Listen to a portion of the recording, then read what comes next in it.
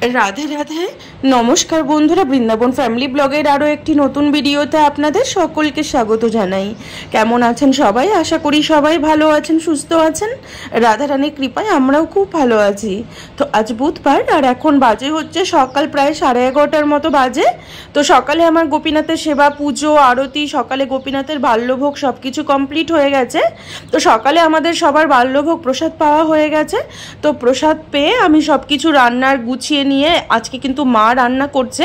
আমি সব কিছু সবজি আমানি থেকে আরম্ভ করে মশলা পেস্ট করা থেকে আরম্ভ করে সব কিছু মাকে আমি জোগাড় করে দিয়েছি। মাই রান্না করেছে আজকে। আর এদিকে আমার গোপাল কিন্তু সকালবেলা উঠেই ও কিন্তু সকালবেলা ওর খাওয়া দাওয়ার নাম নেই, ও কিন্তু ওর গাড়ি নিয়ে খেলতে শুরু করে দিয়েছে। তো ওকে একটা গাড়ি আমি ফ্লিপকার্ট থেকে অর্ডার করে দিয়েছি, আর একটা গাড়ি মথুরা থেকে এনে দিয়েছি। একটা গাড়ি করে বসে ও রাধাকুণ্ড পরিক্রমা করতে যাবে, আর একটা গাড়িও বাড়িতেই বসে খেলে। সারাদিন ও দুটো গাড়ি নিয়েই বসে বসে খেলে। তো যাই হোক, আর এদিকে আজকে অনেক কিছু রান্না বান্না হয়েছে বাড়িতে। আজকে একটা স্পেশাল দিন, আজকে আমার আঙ্কেলের জন্মদিন। তো সেই আঙ্কেলের জন্মদিন উপলক্ষেই কিন্তু আজকে মা অনেক কিছু রান্না করেছে। আমি আজকে সব কিছু মাকে গুছিয়ে দিয়েছি হাতের কাছে, মা শুধু রান্না করেছে।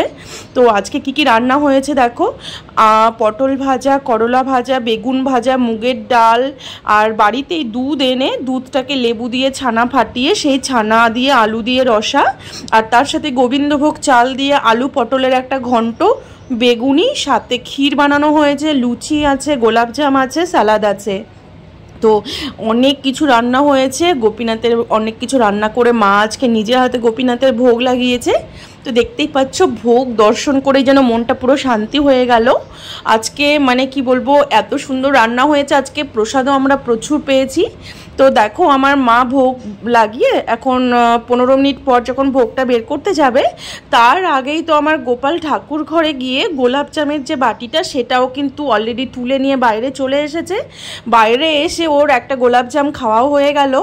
মানে ও তো খেতে পারে না, প্রথমে একটা মুখে দিয়েছে, ও তো পুরো গোলাপজাম খেতে পারে না, ওর বাবা আধা আধা করে ভেঙে খাইয়ে দিচ্ছে।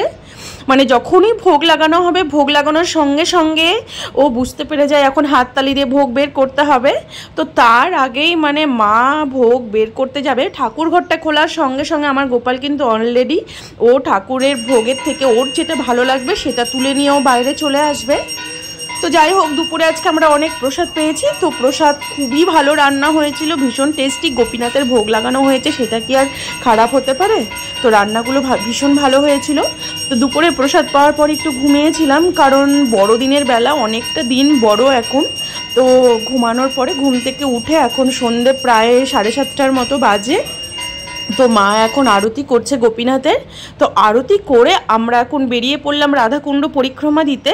আজকে আমার আঙ্কেলের জন্মদিন। তো সেই আঙ্কেলের জন্মদিন উপলক্ষে আজকে আঙ্কেলের যে কতটা বছর হলো সে কটা দীপ লাগাতে যাচ্ছি এখন কুণ্ডে।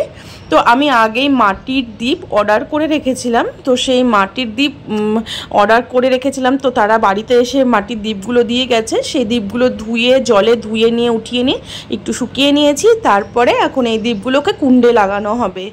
তো দেখতেই পাচ্ছ আমরা রাধাকুণ্ডে পৌঁছে গেছি। তো মাও এসেছে আজকে আমাদের সাথে রাধাকুণ্ড পরিক্রমা দিতে। তো অনেক দ্বীপ ছিল সাথে, প্রচুর ভারী হয়ে গেছিলো ব্যাগটা, তার জন্য মাকে বললাম তুমি রাধাকুণ্ডে বসো, আমরা একটা পরিক্রমা লাগিয়ে নিয়ে আসছি গোপালকে নিয়ে। আর গোপালের জন্য যে গাড়িটা কিনেছি না, সেটা গোপালের পরিক্রমা দেওয়ার জন্যই নিয়েছি, কারণ গোপাল এখন 2 বছরের প্রায় কমপ্লিট হতে চললো। গোপালের এই 1 জুলাইতে কিন্তু 2 বছর পুরো হয়ে যাবে। সেই জন্য মানে আমি আর ওর বাবাই তো কুণ্ড পরিক্রমা নিয়ে বেরোই ওকে। তো আমার কোলে করে নিয়ে ভীষণ প্রবলেম হয়, তো তার জন্যই ওই গাড়িটা অর্ডার করা।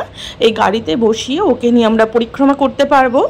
আর এই গাড়িটা 5 বছর পর্যন্ত, 6 বছর পর্যন্তও মানে বসতে পারবে। তো সেই জন্য গোপালকে গাড়িতে বসিয়ে নিয়ে আমরা কিন্তু একটা রাধাকুণ্ড পরিক্রমা দিয়ে এসে আবার কুণ্ডে চলে এসেছি। কুণ্ডে এসে এখন দ্বীপ সাজিয়ে মানে গোপালের বাবা এখন দ্বীপ চালাচ্ছে। তো দেখতেই পাচ্ছ, মানে ওনার যে কত বছর হলো সে কটার তো দ্বীপ আছেই। তো ভাবলাম, উনি বললো যে 100টা দ্বীপ পুরো করে দিতে, তো তার জন্য কিন্তু আমরা 100টা দ্বীপই জ্বালিয়ে দিয়েছি। এর মধ্যে যে কটা হলো ওনার বছর, তো তার এক্সট্রাও বেশি কিছু জ্বালানো হলো।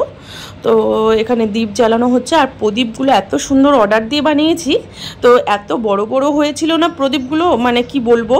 তো টোটাল 5 লিটারের মতো তেলও এনেছিলাম, মানে তিলের তেল এনেছিলাম। তেলগুলো এত ভালো জ্বলছিল, দীপগুলো।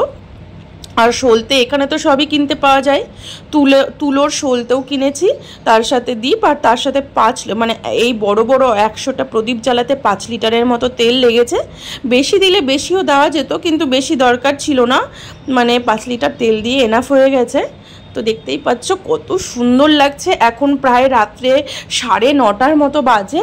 আমরা অনেকক্ষণ ছিলাম কালকে কুণ্ডে, মানে কি বলবো, মানে কুণ্ডের যে মানে এই মানে যখন রাত্রিটা একটু বেশি হয়ে যায় তখন কিন্তু আর এত ভক্তবৃন্দ কুণ্ডে থাকে না, মানে কুণ্ড পুরো খালি হয়ে যায়। যখন রাত বেশি বাড়তে থাকে 10টা, 10:30, 11টা, তখন যখন বাড়তে থাকে তখন ভক্তের সংখ্যাও কমতে থাকে।